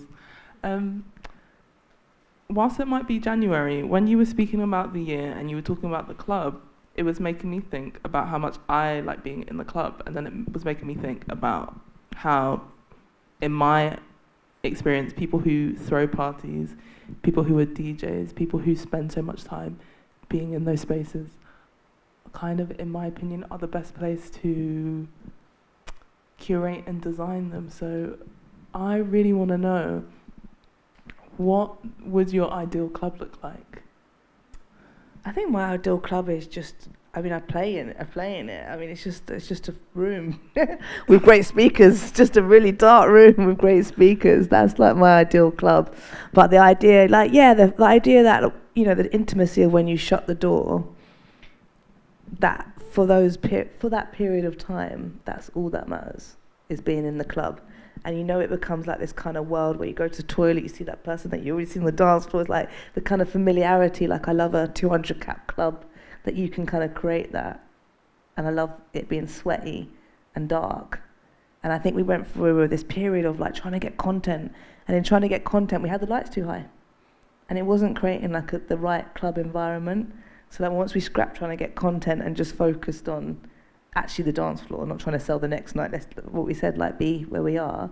Like, that made it such a more enjoyable experience. Like, and the last couple of months I've been obviously sober, you know, and but I've like transcended on the dance floor. Like, I've had moments where I'm like, oh my God, like, I haven't danced this hard in so long, and I'm not self-conscious because the lighting's right, and everyone's just here for the music, and the dance floor's intergenerational. I think that's another thing. Intergenerational dance floors, I think, are very important. Being able to be welcome spaces for all different ages makes it a kind of really interesting dynamic and a safer space, I think, actually, for expression. But obviously really good sound. There's nothing worse than bad sound. So sound, no aircon, no lights, and some toilets. A little bit of aircon. Okay. Yeah, and some toilets. Some nice toilets. Yeah, well, yeah, it doesn't have to be nice, but easy access. Okay. Easily accessible toilets. Thanks for that. Yeah, we've got a question over here. Have we got any more questions before I defer to my colleagues? All right. I was just gonna say, what's your favourite sort of parties? And also like another question, any sort of like genre of music that you're like hearing in the clubs that's interesting at the minute? I do have a favourite kind of party. I mean, like, other than the ones like that are in those Like venues, sorry, like parties, Yeah. people putting on like collectives or whatever. Yeah, I love Carpet Shop in Peckham. That's good. That kind of reminds me a little bit of, like, there was this club called Birthdays in Dalston, which was like this. It was like you just went down into a basement, you know, and you can like touch the ceiling. I like that. And I played in the Greyhound the other day, which I really liked in Peckham. I'm trying not to leave South East London. I literally live like around the corner. I know. So, they're both good spots. In an ideal world, I'm just staying in that area. Yeah. But there's a pub upstairs, and then you go downstairs, and it's like kind of Blade, and it's just like this one long dark room. And I kind of like the fact that no one was looking at the DJ. Yeah, that's something as well. Like Yeah. I saw like a post of this DJ, and they were saying I actually feel pretty uncomfortable when everybody looks at me. Yeah, it does. I mean, can everybody just stop facing me? Yeah, some days you're shy. Yeah. You know, some days you catch your eye contact. You're like, No, I have a better time when I'm alright. So I've actually started turning around. oh, I like that. Doing tricky I'm stuff. trying to create like a dance circle. Yeah. It's been pretty monumental. Yeah, I mean, I watched Frank Ocean once at Yo-Yo's, another great old club, but he performed with his back to us the whole time. Yeah. Well, fair play. You know, and I still love the show. Yeah. But I like darkness. I like watching DJs that go on a journey.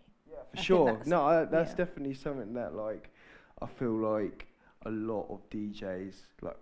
I listen to like a lot of house, and I'm getting bored of it. Like I like it. Like if you know Bobby.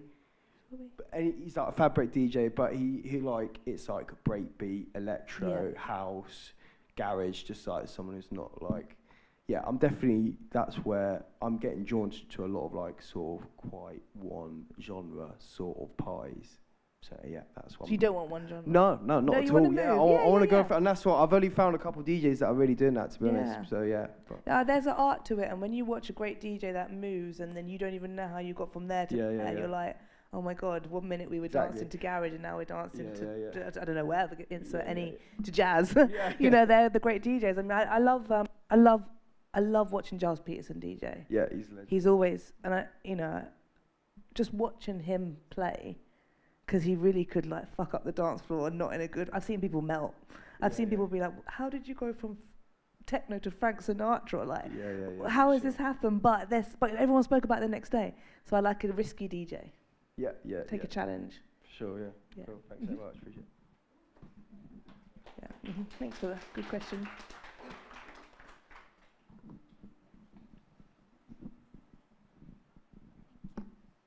Hi, I'm Cheryl. Hi, Cheryl.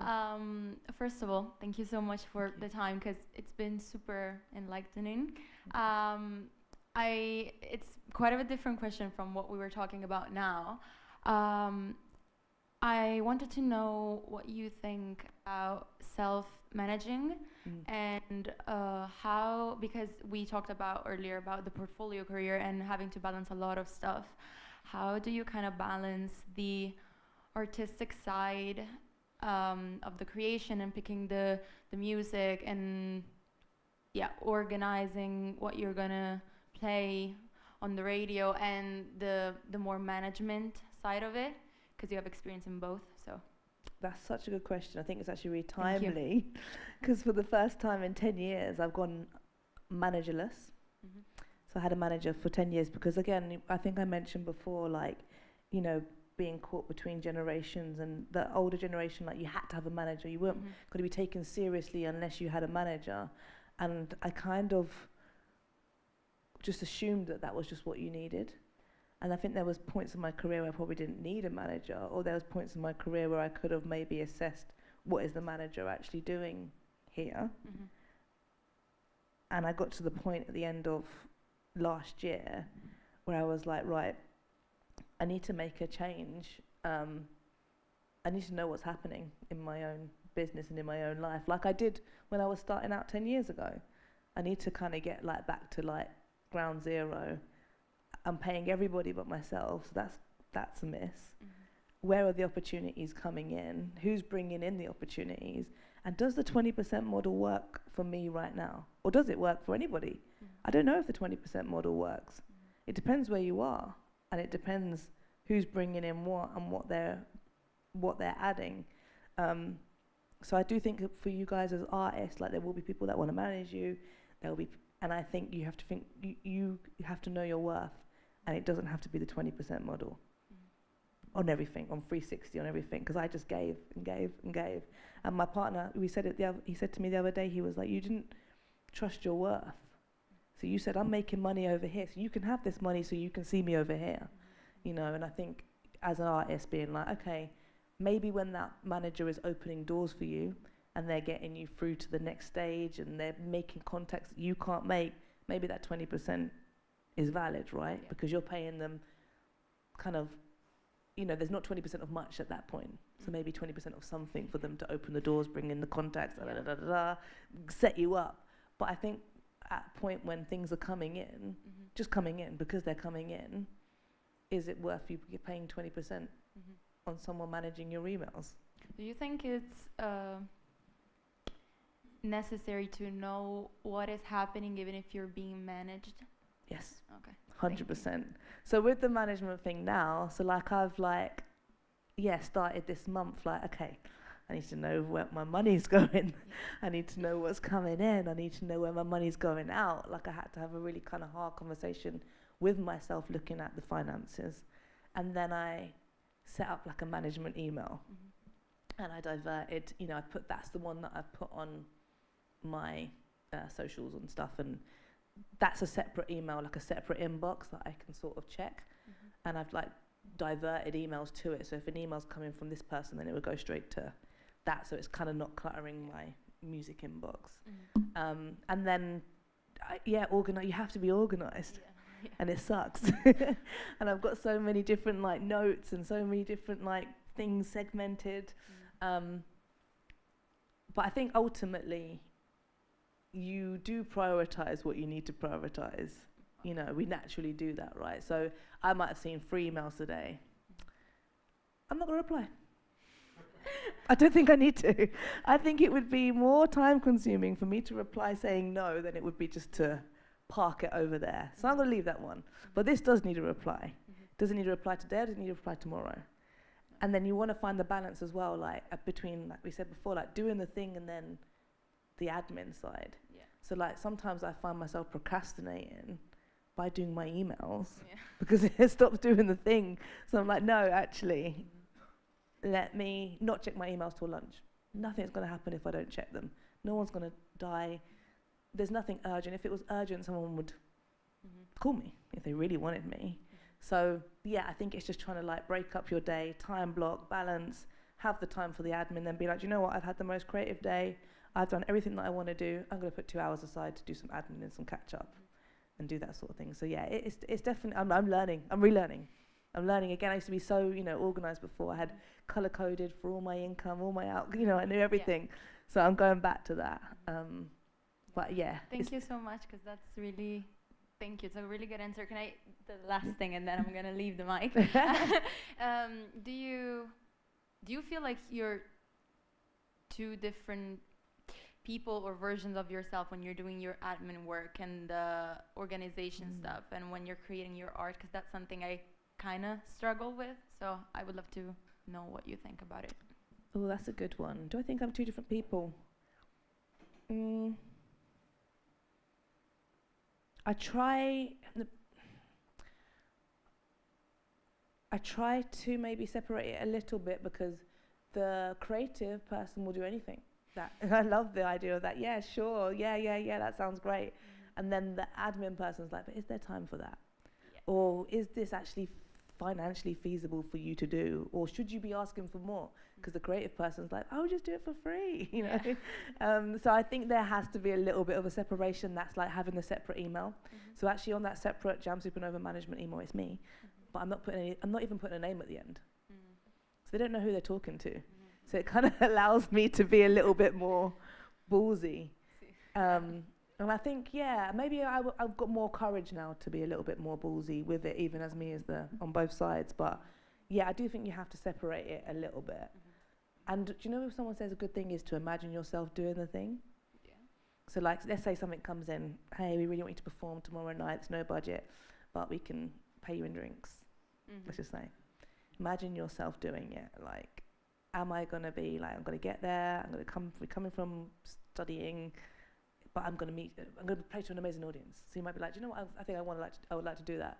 Or you can imagine yourself, you could be tired, and then is it going to get to 1 a.m. and you don't know how you're going to get home, and you're going to be berating yourself for having taken the gig and not taking the money, or at least a contribution, you know. So trying to imagine yourself doing the things is the future manager of you.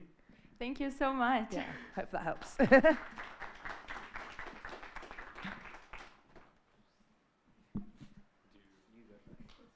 Hello, Jamz.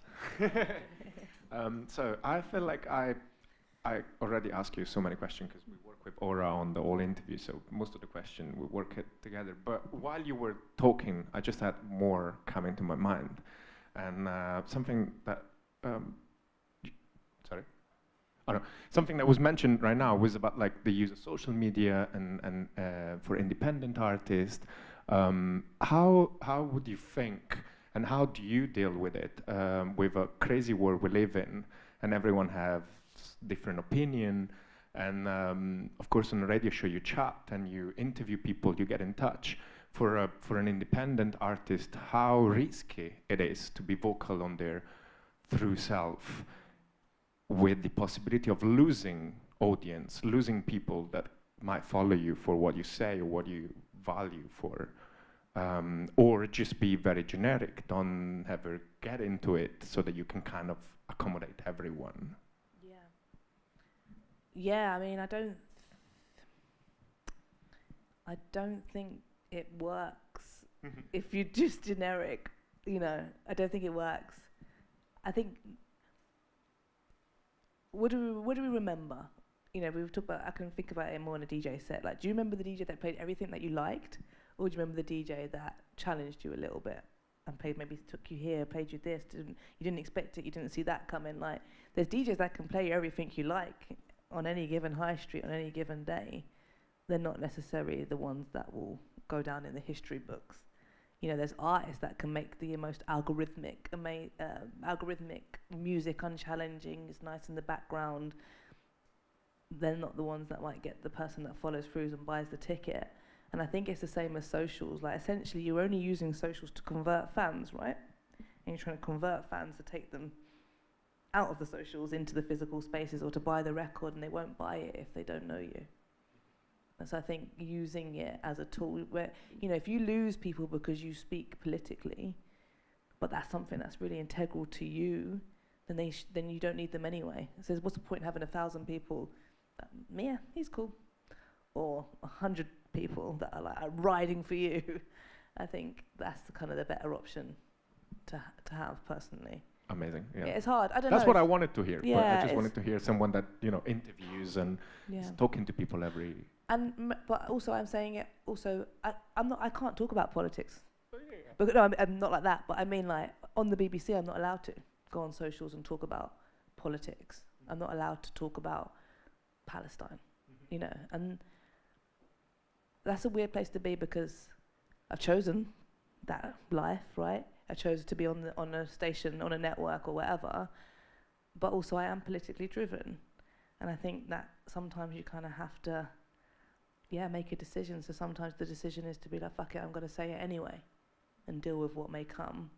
Or sometimes it's knowing how else can I be political, you know, like if I'm not allowed to just say it in that way, how can I express my support or my interest in other ways? Maybe it's who I have as guests, or, you know, so maybe if you are an artist who maybe you don't feel comfortable talking about politics, but your politics lives in your music.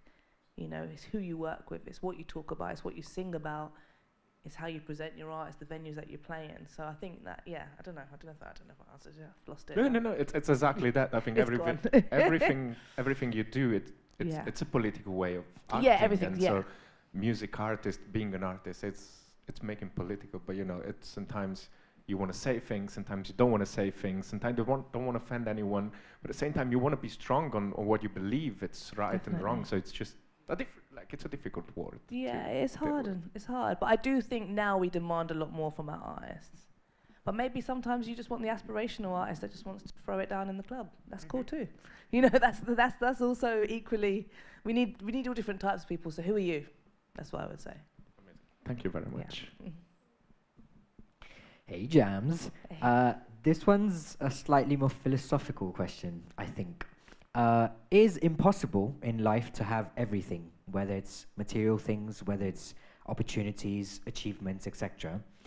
Looking back at your career and looking back at your personal life, do you think there were things in any of those brackets that you feel like you gave quite a lot of importance to, that now, based on where you are and what you have today, don't feel as important anymore?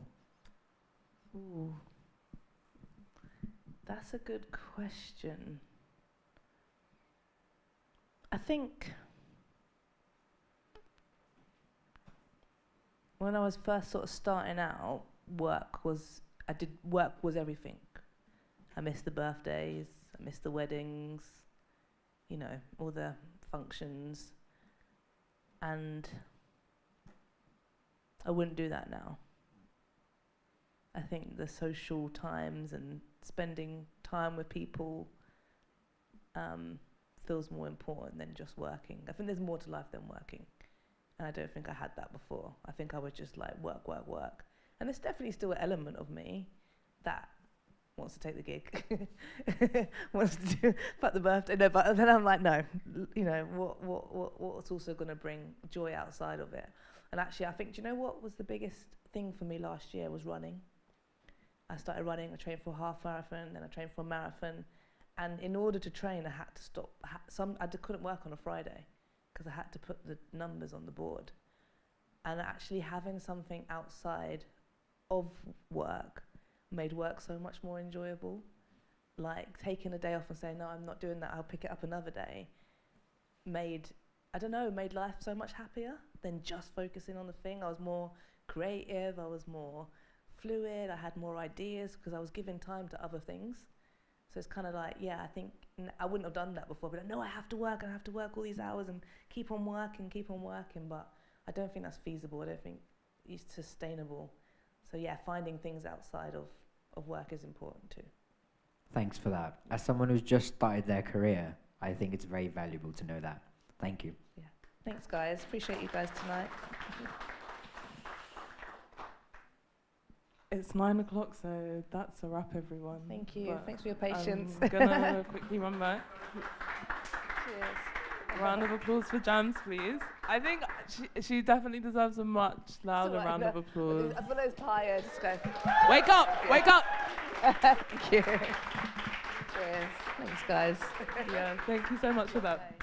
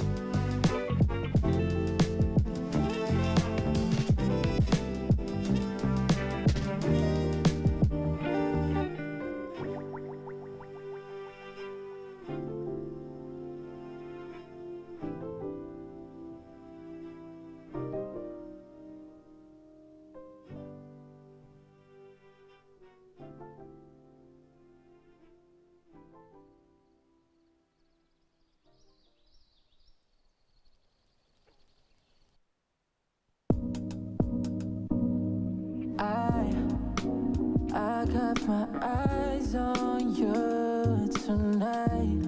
I take a look at the stars, but they ain't as bright as you are.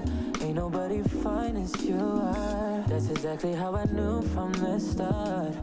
You got me down bad. Hit me with a text, I'll be there when you want it. Ain't just for the sex, I'll be there till the morning. I got hella plans. How you like breakfast in bed? I know your ex ain't treat you right, but if you give me one more night, I'll make sure you won't regret it. This ain't a phase, so don't keep me waiting. I can tell you're afraid, but I promise I'm patient, only for you. Only for you. Never been a type to change for nobody, but girl, you got me changing for your body. Anything you want, girl, I got it. You got the key to my heart, come and lock it. You made me wanna go and scream your name. This is what you do to me. You made me wanna hear you say you want me the same way. Hit me with a text, I'll be there when you want it. Ain't just for the sex, I'll be there till the morning. I got hella plans. How you like breakfast in bed? I know your ex ain't treat you right, but if you give me one more night, I'll make sure you won't regret it. This ain't a phase, so don't keep me waiting. I can tell